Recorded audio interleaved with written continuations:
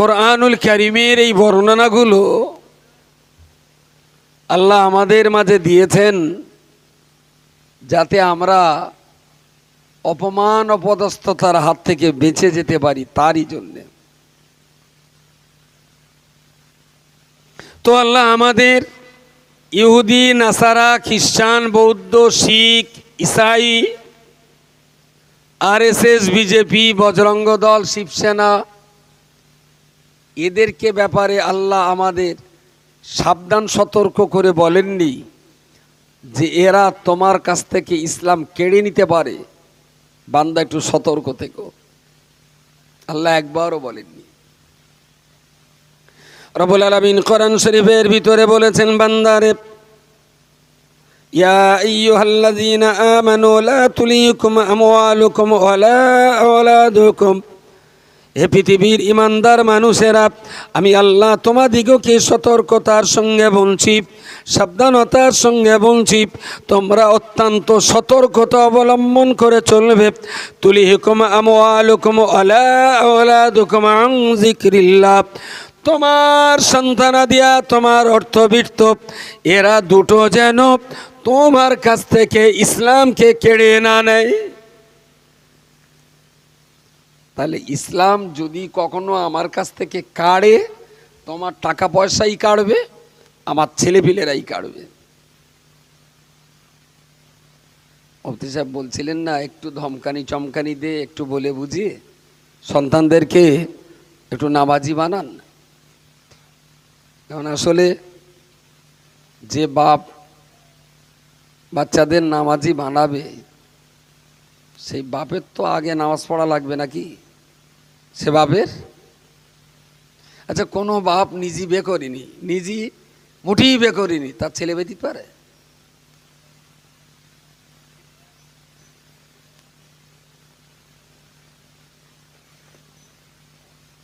এ যেন সেই রকম বে না করা বাপের বলা হচ্ছে যে ছেলেটার একটু যত্ন সহকারে বে দাও। যদি ঘুরিয়ে বলি যে বাচ্চাটা কি হবে, ওর বাপ তো এখন বে করিনি, ছেলেটা হয় কি করে? ও কি ভাড়া করা ছেলে? সেইরকমই কারিটা বাপ। প্রিয় শ্রোতা মণ্ডলী, মনে রাখো, আমার আল্লাহ পাক ঠিক তার পরপরই বলেছেন, আমাইয়া ফানজালিকা ফাউলাইকা হুমুল খাসিরুন, হে পৃথিবীর মনুষ্য জাতি, যদি এটাই তোমাদের দ্বারাতে হয়ে যায়, তোমার সন্তানের কারণে, তোমার অর্থবিত্তের কারণে, তোমার অতিরিক্ত টাকা হয়ে যাবার কারণে, তোমার সন্তানের প্রতি অতিরিক্ত মায়া করার কারণে তুমি ইসলামের জেকের ফেকের সাধনা আরাধনা থেকে দূরে সরে যাও, ফাউলাইকা হুমুল খাসিরুন, তাহলে অবশ্যই বান্দা তুমি কঠিন ধ্বংসের ভিতরে পড়ে যাবে। পৃথিবীর কোনো শক্তি তোমাকে বাঁচাতে পারবে না। একটু বিবেককে জিজ্ঞেস করুন। এতে যা লেখা হয়েছে ইস্তেহারে, যদি প্রত্যেকটা কথার ব্যাখ্যা করা সপ্তাহখানি সময় লাগে। মোটামুটি একটা ধারণা দিতে গেলে সপ্তাহখানি সময় লাগে। এক সপ্তাহ সময় তো আমার হাতে নেই, আমার হাতে 35-40 মিনিট সময়। ওর ভিতরে একটা গড়ে মাংস ঈদ ভাবানা ডলে দেয়, যে সব কটা রক্ষা হয়। প্রথমত একটু নিজের বিবেককে জিজ্ঞেস করুন দিনই, কেউ কি মুসলমান থাকার জন্যে আপনার ওপরে কি জবরদস্তি করেছে যে তুই মুসলমান না থাকলে তোর গলা কেটে দেবো? কেউ কি চাপ দেছে যে মুসলমান না থাকলে আমার এখান থেকে ঘর বাড়ি ভেঙে তুলে দেবে, মুসলমান না থাকলে আমার জলকরের ইট ভাটা পাটিতে কেড়ে নেবে, আমি যদি মুসলমান না থাকি তাহলে এরা আমার রাস্তাঘাটে ধরে ওইরকম কিল চট ঝাঁটা লাতি ফুরন পেটা দেবে? এরম কোনো চাপ টাপ আছে? চাপটা নিজের ইচ্ছায় মুসলমান। যদি লোকে চাপ চোপদের জোর করে মুসলমান করে তাহলে আলাদা কথা। বললো ভাই নামাজ পড়ো না কেন? তাহলে ভাই বিশ্বাস করেন, আমার না মুসলমান থাকার ইচ্ছা না, শুধু শত্রুগার চাপে পড়ে আমি মুসলমান হয়ে রয়েছি। তাহলে তারা নামাজ পড়ার কথা বলাই লাগে না, ও চেপে চুপে মুসলমান। তাহলে এই দেখ, তা তুই যখন রোজা রাখিস নে, তুই টাকা আছে হজ করিস নে, তোর বাড়ি থেকেও নামাজ কালাম পড়ে না, তারপর তুই রমজানের রোজা করিস নে, তা তুই মুসলমান থাকিস কী জন্য? তাহলে তুই খোদার কে রে, আমি মুসলমান থাকতুম না, এক্ষুনি যদি মুসলমান থেকে বেরিয়ে যাই না, তাহলে পার্টি আমার একদম শেষ করে দেবে। ওই ভয়তে, চাপের ভয়তে আমি কোনো রকমের মুসলমানের দলে আসি। যদি চাপের মুখে পড়ে মুসলমান হন, তাহলে আপনার কাছে আমার কিছু আশা করা নেই। যে কোনো একটা চাপ চোপের কাছে নথি স্বীকার করে বেচারা মুসলমান হয়ে রয়েছে, যেই চাপটা উঠে যাবে ওর সঙ্গে সঙ্গে আবার ইসলাম থেকে খারিজ হয়ে যাবে, তাহলে ওর নামাজ কালাম শেখাবার কোনো দরকার নেই। প্রিয় বান্দা, মনে রাখুন, যদি আপনি আপনার বিবেককে জিজ্ঞেস করে দেখেন, কারোর চাপের কাছে নথি স্বীকার করে যদি আপনি মুসলমান না হন, আপনার নিজের ইচ্ছায়, আপনার নিজের বিবেকের চেতনায়, আপনার সদিচ্ছার কারণে, আপনার মন চেয়েছে তাই আপনি ইসলাম কবুল করেছেন, এটাই যদি সত্য কথা হয়, তাহলে আমি তো বলতে পারি, আপনি যখন অনেক ধর্ম থাকার পরে আপনি হিন্দু ধর্ম নেননি, খ্রিস্টান ধর্ম আপনি নেননি, বৌদ্ধ ধর্ম গ্রহণ করেননি, ঈসাই ধর্ম গ্রহণ করেননি, স্বাধীনভাবে আপনার সামনে হাজার ধর্ম খোলা থাকার পরেতেও ইসলাম ধর্মটাকে যখন বাছাই করে নিয়েছেন, সর্বপ্রথম তা আপনার উচিত ছিল সুন্দর করে পড়াশুনো করে ইসলামটা বুঝে নেওয়া। যে আমি যখন আমার নিজের ইচ্ছায় নিয়েছি, নিজের ইচ্ছায় যখন নিয়েছি, একটু পড়ে শুনে দেখি এর ভেতরে কি আছে, একটু দেখি ইসলামের ভিতরে পর্দা তুলে ঘরের ভিতরে একটু যাই, দেখি ইসলামের ঘরের কোথায় কি আছে, একটু খুঁটিনাটি একটু ভালো করে জেনে নেই। আমার এখনো মন বলে, মুসলমান যদি ইসলাম জানতো, মুসলমানরা যদি ইসলাম জানতেন, তাহলে পশ্চিমবঙ্গের এই ধর্মসভা অনেক আগেই উঠে যাওয়ার কথা, এ ধর্মসভা থাকার কথা না। মুসলমানরা যে ইসলাম সম্পর্কে জানে না, এটা আমাদের জন্য খুব কপাল বারো করে কেমনে খাওয়া হচ্ছে। বিশ্বাস করুন, এরা যদি একবার পড়াশুনো করে ধর্ম জেনে যায়, তাহলে সভা দেওয়ার কোনো মানে নেই, কোনো মানে নেই। যার জন্যে আলেম মৌলানাদের ভিতরে বেশিরভাগ ক্ষেত্রে দেখা যাবে ধর্ম সভা নিয়ে বিরাট মাথা ব্যস্ত, কিন্তু ধর্ম শেখা নিয়ে খুব বেশি মাথা ব্যস্ত নেই। ধর্মসভা আর ধর্ম শেখা দুটো কি এক বলে মনে হচ্ছে? হ্যাঁ, এই জায়গাটায় দাঁড়িয়ে আপনি একটুখানি বিবেককে জিজ্ঞেস করুন,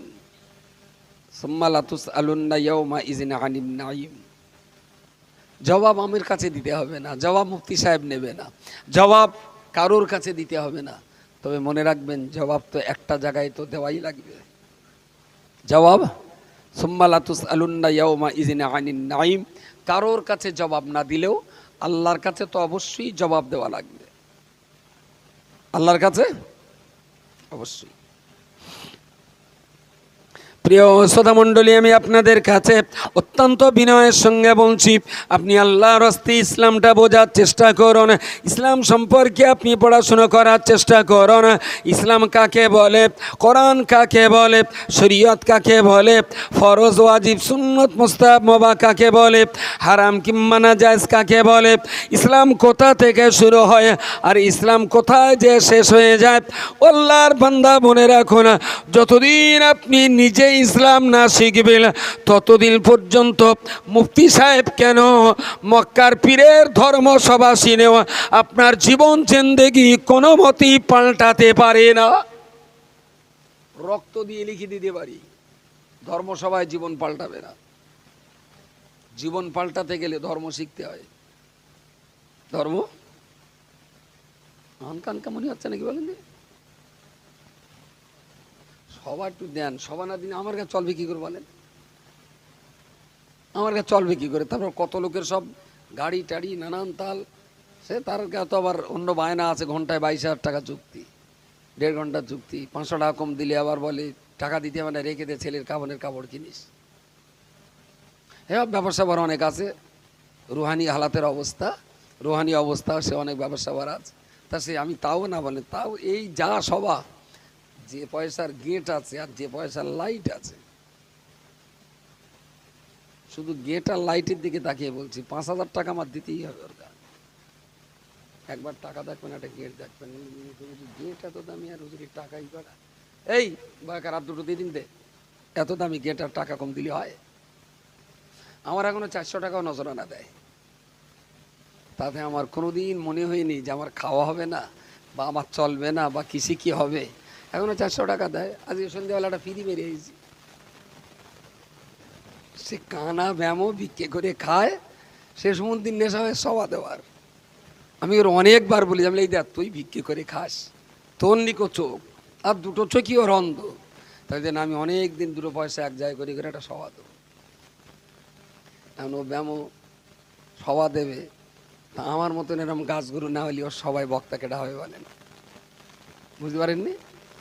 তার মানে ও যেরকম সবার কি বলে আহ্বায়ক, আমিও সেই লাইনের বক্তা।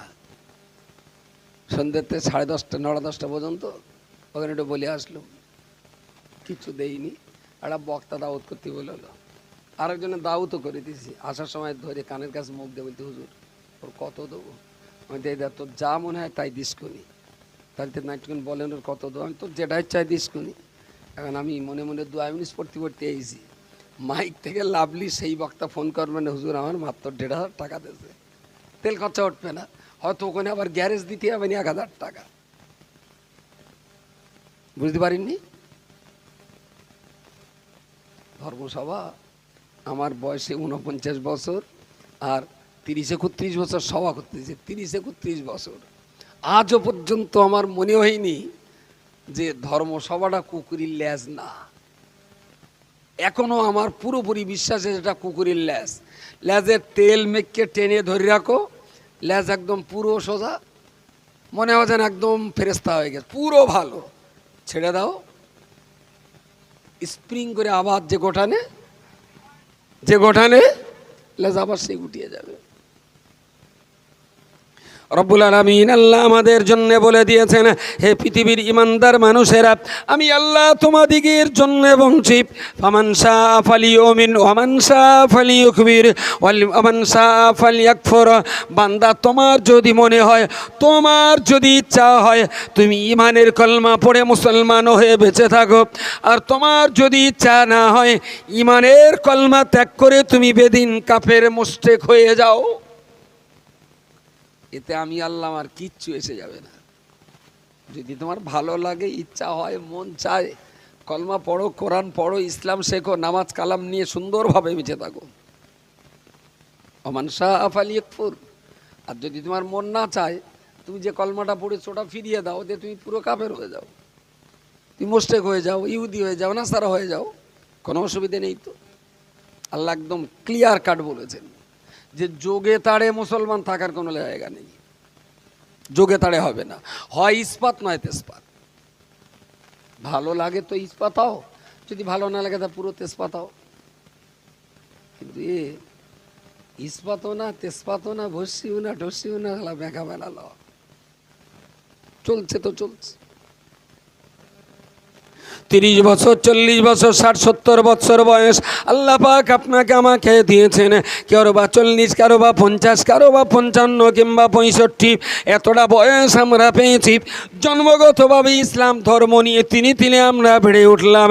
আল্লাহর বান্দা মনে রাখুন, ইসলাম হলো একটা ধর্মের নাম, ইসলাম হলো মানব জীবন পরিচালনার আইন কানুনের নাম, ইসলাম হলো মানব জীবন সুন্দর করার জন্যে আমার আল্লাহ দেওয়া পরামর্শের নাম। ইসলাম আল্লাহ তৈরি করা কিছু আইন, কিছু কানুন, কিছু আদেশ, কিছু নিষেধ, কিছু পরামর্শ, কিছু কম্পালসারি, কিছু এডিশনাল, এই নিয়ম কানুন আইন শৃঙ্খলাটাই হলো ইসলাম, যেটা আল্লাহ তৈরি করেছেন, আল্লাহ তৈরি করেছেন। আর এই ইসলামের আইন কানুনগুলো যে কেতাবে লেখা আছে, ওই কেতাবটার নাম হলো কোরআন শরীফ। আর ওই কোরআন নবী যখন সাহাবীদের বোঝাতেন, সাহাবীরা যখন বুঝতে না পারতেন, তখন রাসূলুল্লাহ খুব ব্যাখ্যা বিশ্লেষণ করে ব্রড সার্কেলে সাহাবীদের বুঝিয়ে দিতেন। কোরআন বোঝাবার সেই ভঙ্গিমা ভাষাগুলোকেই আমরা বলি হাদিস শরীফ। কোরআন আর হাদিসকে সামনে রেখে ইসলামের বড় বড় দিকপাল, পণ্ডিত, বিচক্ষণ গবেষক যারা, ইমাম নু'মান বিন সাবিত, ইমাম আহমদ ইবনে হাম্বল, ইমাম শাফিঈ রহমতুল্লাহ আলাইহি, ইমাম জাফর সাদিক, এই সমস্ত বিশাল বিশাল গবেষক যারা ছিলেন, ওরা কোরআন হাদিসকে সামনে রেখে কোরআন হাদিসের অগভীর সাগরে তারা হারিয়ে যে ওখান থেকে তুলে এনে বললেন 5 ওয়াক্ত নামাজ পড়া ফরজ, রমজানের রোজা রাখাটা ফরজ, এশার বেতেরের নামাজ পড়াটা ওয়াজিব, অজুর মুখ হাত মাথা মোছার পা ধোয়াটা ফরজ, কুলি করার নাকে পানি দেওয়াটা সুন্নাত। এই যে ফরজ, ওয়াজিব, সুন্নত, মুস্তাহাব, মুবাহ, এই পদ্ধতিগুলো আলাদা আলাদা যাচাই বাছাই পরীক্ষণের এই বিষয়বস্তুটাকেই বলা হয় শরীয়ত। শরীয়ত, ইসলাম, কোরআন, হাদিস সবগুলো এক না। মূল হলো আল্লাহর তৈরি করা ধর্ম ইসলাম, আর সেই ধর্ম লিখিতভাবে আল্লাহ মানুষকে দিলেন, তার নাম হলো কোরআন। সেই কোরআন নবী ব্যাখ্যা করে দিলেন, তার নাম হলো হাদিস। আর কোরআন হাদিসকে সামনে রেখে ইমাম মুজতাহিদগণ শরীয়তের মসলা মাসাইলগুলো আমাদের বোঝবার জন্য সুন্দর করে দিয়েছেন। পৃথিবীতে আর একটা ধর্ম দেখাবেন এত সিস্টেমেটিক্যালি মানব জীবন পরিচালনা করার পদ্ধতি শিখিয়েছে? আর একটা ধর্ম দেখান। মনুষ্য জাতির জীবন সুন্দর করার জন্যে, মনুষ্য জাতির জীবন আনন্দময় করার জন্যে, শান্তিময় করার জন্যে পৃথিবীতে যদি একটাই ধর্ম থাকে, তার নাম হলো ইসলাম ধর্ম। আর যেগুলো আছে তারা তাদের কাছে ধর্ম বলে, কিন্তু ওই ধর্ম দিয়ে কখনো জীবন চালানো যায় না। 2024 সালের ইলেকশনে এক প্রবল আশঙ্কা আছে বিজেপি আবার জিতবে।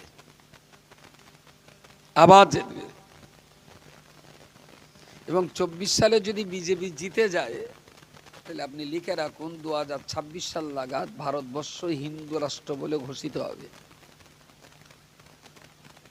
হিন্দু রাষ্ট্র ঘোষণা হয়ে যাবে। 1925 সালে আরএসএস এর সর্বভারতীয় কনফারেন্সে তারা সিদ্ধান্ত নিয়েছিলেন যে আমরা 100 বছরের ভিতরে আমাদের এই দেশটাকে হিন্দু রাষ্ট্রে পরিণত করব। 1925 সাল, তখন দেশ স্বাধীন হয়নি। আর আরএসএস এর পুষ্ট ব্রিটিশরা, ওরাই ফ্যান জল দিয়ে আরএসএস কে পুষত। 1925 সালে ওদের শপথ ছিল যে 100 বছরের ভিতরে আমরা দেশকে হিন্দু রাষ্ট্র বানাবো। তার পূর্বাভাস একদম দিবালকের মতো স্পষ্ট হয়ে যাচ্ছে। নাম করে বললে আমার ধরে মাথা থাকবে না। সিপিএম এর বড় বড় পদে আরএসএস এর পান্ডা বসে গেছে। কংগ্রেসের বড় বড় পদে আরএসএস এর পান্ডা বসে গেছে। টিএমসির বড় বড় পদে, তারা বাইরে টিএমসি, ভেতরে আরএসএস এর সদস্য, বাইরে সিপিএম, ভিতরে আরএসএস এর সদস্য, বাইরে কংগ্রেস, ভিতরে আরএসএস এর সদস্য। সুতরাং রাজ্যে যে দলই জিতুক না কেন আরএসএস এর লাভ। আমার কথা বলা যায়নি? এ দল জিতিনি, ও দল হেরেছে, ও দল জিতিনি, এ দল জিতেছে। আসলে কি বা বলি বলেন দিনি? বিড়ির ধোঁয়া একবার গালের ভেতরে টেনে নিনি না, নাক দিয়েও বেরোয়, গাল দিয়েও বেরোয়। এখন নাক দিয়ে যদি ধোঁয়া বেরোয়, ওটা কি বিড়ির ধোঁয়া বেরোবে না পাকাটির ধোঁয়া বেরোবে? ভেতরে দিয়েছেন কি? ভেতরে বিড়ির ধোঁয়া দিয়েছেন, তাছাড়া নাক দিয়ে বেরোলেও বিড়ি, গাল দিয়ে বেরোলেও বিড়ির ধোঁয়া। ওরা এখন ভেতরে সব প্রত্যেকটা দলের মেন ঘাঁটিতে আরএসএস লোক ফিট করে ফেলেছে। দেখতে পাচ্ছেন না কি সুন্দর কায়দায় আনিস চলে গেল, ওই পর্যন্ত বিচার হবে না। আফরাজুল চলে গেল, বিচার হবে না। কি সুন্দর প্রক্রিয়ায় বীরভূমে যে বোম মারল সে মুসলমান, বোমে যে মরল সেও মুসলমান, যারা আগুন দিলে তারাও মুসলমান, যারা আগুনে পুড়ে মরল তারাও মুসলমান, যারা জেলে যাবে তারাও মুসলমান, যারা জেলের ভয় তো গ্রাম ছাড়া হবে, তারাও কথা বলেন এক পিস অমুসলমান ধরার কোনো জায়গা নেই। কি সুন্দরভাবে, কি সুন্দর প্রক্রিয়ায় আমরা তাদের হাতের পুতুল হয়ে গেছি, আরএসএস এর হাতের পুতুল হয়ে গেছি। আমরা মরব, আমরাই মারব, আমরা খুন করব, আমরাই কবর দেব। দিনের শেষে গরুর দুধ নিয়ে যাবে সব কয়লা, সব আরএসএস এর ভান্ডারে চলে যাবে। রক্ষা করার কোনো উপায় আমি অন্তত আমার চোখে দেখছি না। এ দেখছি আজকের এই রেকর্ডগুলো আর ছাড়িস নে, রেখে দে, 2024-এর পরে ছাড়বি। লাইভ হয়ে যাচ্ছে ফিরে গেলে। আমি পীরও না, আমার বাপও পীরও না, আমার সাইগোষ্ঠীকেও পীর না, নিমাইচাঁদের কোম্পানির প্রোডাকশান। আমার ব্যাকগ্রাউন্ডের কোনো ইতিহাস নেই। সারগাদার ইতিহাস আছে, কোনো পদ্মফুলির ইতিহাস নেই, গোবর গাদার ইতিহাস আছে আমার ব্যাকগ্রাউন্ডে। কিন্তু অঙ্কের তো একটা হিসেব আছে। 3 তারিখকে 9 এইটা বলার জন্য পিল লাগে না। আজকে মঙ্গলবার, আগামীকাল বুধবার, এটা বলার জন্য পিল লাগে না। এটা মার্চ মাস, পরের মাসটা এপ্রিল মাস, এটা বলার জন্য পিল লাগে না। অঙ্কের হিসাবের মতো, দিবালগের মতো স্পষ্ট 2024 সালে 90% সম্ভাবনা বিজেপি আবার ক্ষমতায় আসবে, এবং একেবারেই 100% বিজেপি ক্ষমতায় এলে 2026 সালে দেশটা হিন্দু রাষ্ট্র হবে। মুসলমানদের রক্ত নিয়ে আরেকবার হোলি খেলা হবে। এতে টেনশনের কিছু নেই। তাতে যা মরবে তা মুসলমান খুব একটা মরবে না, সব মুসলমান পেনা, বুঝতে পারেননি? মুসলমান মতন, ঠিক মুসলমান মরবে না, মুসলমান মতন, এরকম একটা ভাব আর কি। প্রিয় শ্রোতা মণ্ডলী, মনে রাখুন, সত্যিই যদি দেশটা তারা হিন্দু রাষ্ট্র করতে পারে, আমি বলতে পারি, আমাকে যদি জিজ্ঞেস করা হয় হিন্দু রাষ্ট্র তৈরি হলে আপনি কি বিরোধিতা করবেন, আমি বললাম না, একবারও বিরোধিতা করব না। এটা অবশ্যই হিন্দু রাষ্ট্র তৈরি হোক, তবে যারা হিন্দু রাষ্ট্র বানাবে তাদের কাছে আমার ছোট্ট করে দাবি থাকবে, হিন্দু রাষ্ট্র তৈরি করার পরেতে হিন্দু ধর্মের আইন অনুযায়ী রাষ্ট্র চালাতে হবে। হিন্দু ধর্মের যে ধর্মীয় আইন আছে সেই আইন দিয়ে দেশ চালাতে হবে। তা তুমি রাষ্ট্রটা করছো যখন হিন্দু রাষ্ট্র, তাহলে আমিও তো বলছি আমার দাবি হিন্দু ধর্ম দিয়ে দেশ চালানো হোক। আমার এই দাবিটা কি অন্যায় দাবি? আমি তো একবারও বলিনি যে ভাই দাবি রাষ্ট্রটা মুসলমান রাষ্ট্র কর, খ্রিস্টান রাষ্ট্র কর। আমি বলছি না, এদেশে হিন্দু ভাই আপনারাই বেশি আছেন, সংখ্যা আপনাদের বেশি, আপনারা 86%, না আমরা 14%, শিখ আছে 2%, খ্রিস্টান আছে ওই রকম 5-6%, তো গড়পড়তায় আপনারা আছেন 78%। 100-এর ভেতরে 78টা হিন্দু ভাই আছেন। তা আপনাদের মতো করেই দেশটা চলুক, দেশটা হিন্দু রাষ্ট্র হয়ে যাক, আর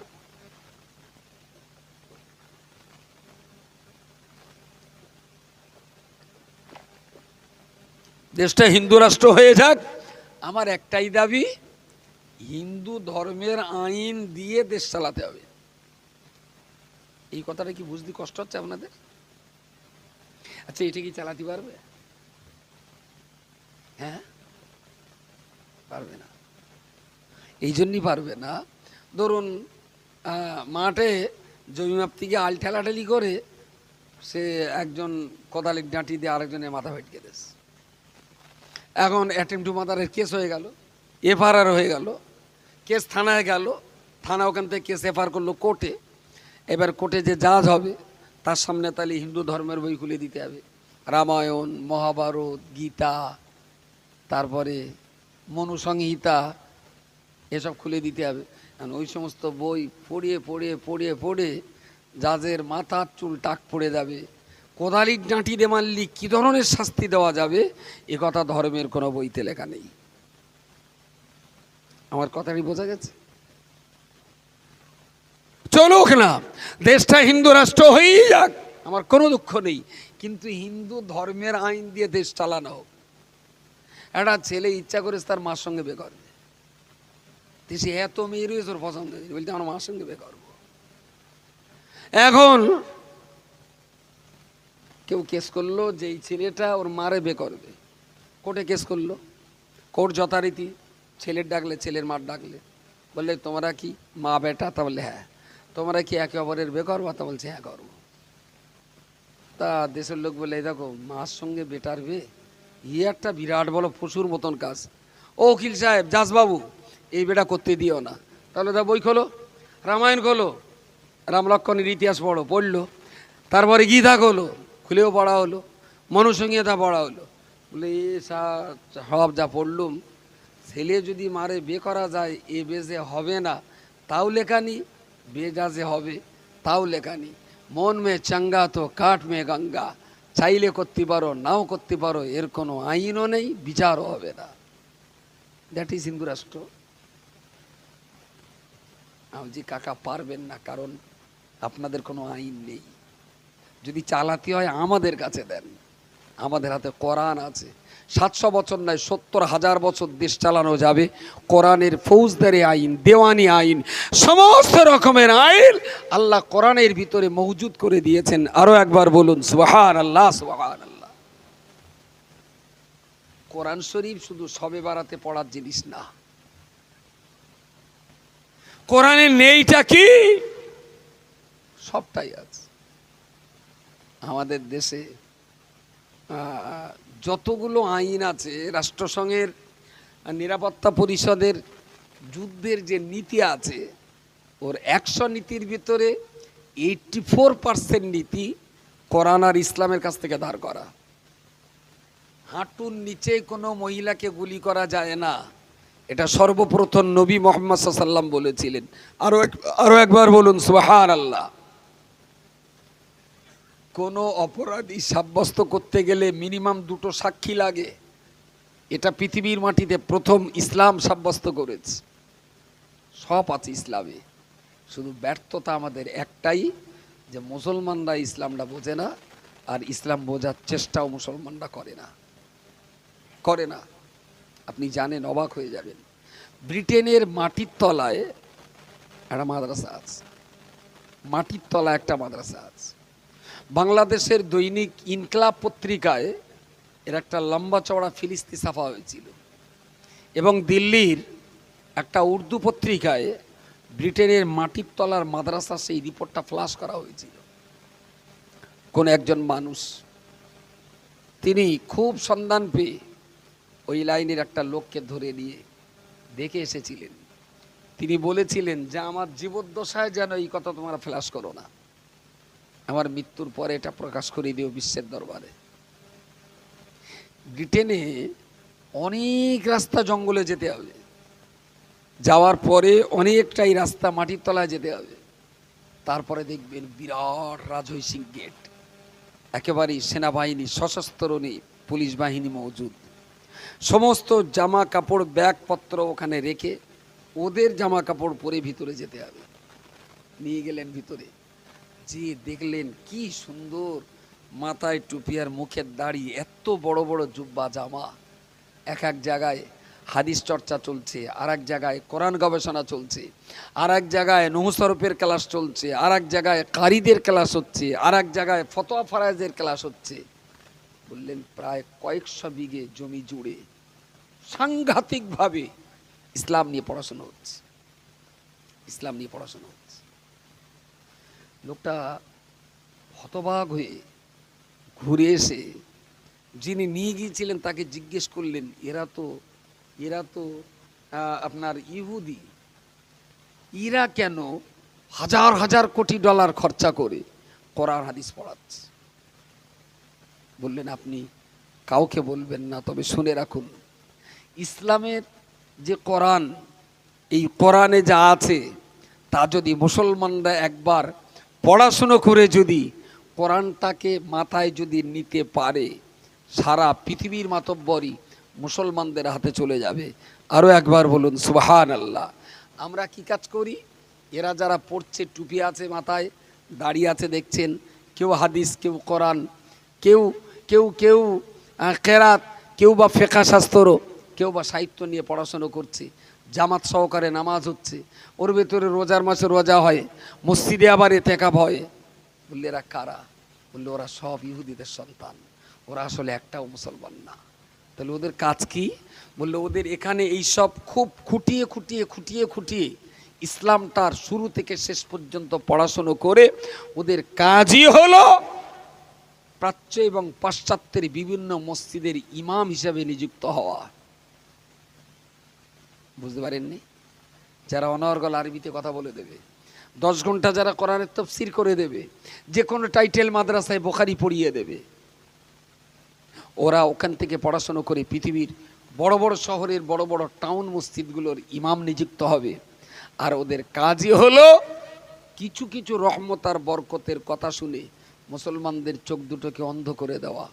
আমরা আছি, খুব বেশি পড়াশোনা না করলেও আমরা যেভাবে বলছি এইগুলো মোটামুটি শুনে রাখুন, ইতি আল্লাহর রহমতে জান্নাত আপনাদের মিলে যাবে।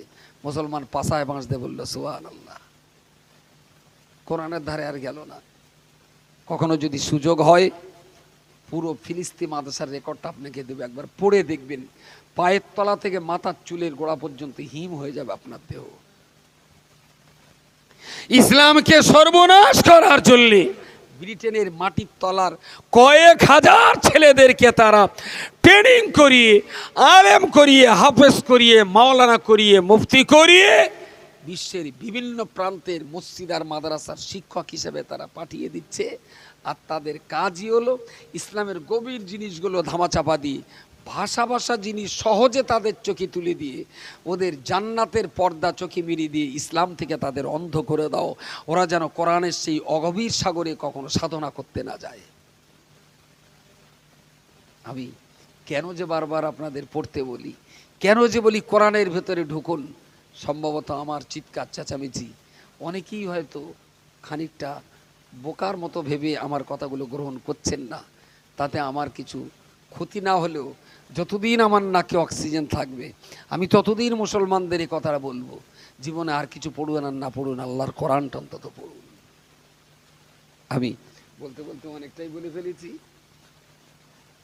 12টা বাজতে 48, 11টা 48, তার মানে 48 মিনিট খানি বলিস আর কি, ঘন্টাখানিক বলেছি। এই পর্যন্ত থাক। আল্লাহর হস্তে সবাই একটা দিচ্ছেন, দেন, আমার খুব অবাক নেই। কিন্তু সভা কমিটির যারা আছেন একটা সিস্টেমেটিক্যাল প্রক্রিয়ায় গ্রামের এডুকেশনটা কি করে বাঁচবে আপনারা একটু মাথা দেন, একটু মাথা দেন। গ্রামের সব বাচ্চা কি করে কোরআন শিখবে, গ্রামের সকল বুড়ো মানুষ কি করে ইসলাম শিখবে, গ্রামের মা চাচিরা কি করে ইসলাম শিখবে, এ ব্যাপারে যদি একটু সিস্টেমেটিক্যাল আপনারা চেষ্টা করেন, আমি বলছি আপনারা পারবেন, হবে। যদি লেখাপড়ার দিকে কমিউনিটির অগ্রগতি যদি লক্ষ্য না রাখা যায় তাহলে কিন্তু ধর্মসভা দিয়ে সমাজকে বাঁচানো যাবে না। এটা চলুক হালকাভাবে, গভীরভাবে যত্ন সহকারে চলুক পড়াশোনাটা, তবে যাতে একদিন আবার ঘুরে দাঁড়াবার সুযোগ পেতে পারে। ওয়া আখিরু দাওয়ানা আনিল হামদুলিল্লাহি রাব্বিল আলামিন। সকলে আসুন প্রিয় রাসূলের শানে আমরা দাঁড়িয়ে দাঁড়িয়ে একটু সালাম পড়ে নিই। ইয়া নবী।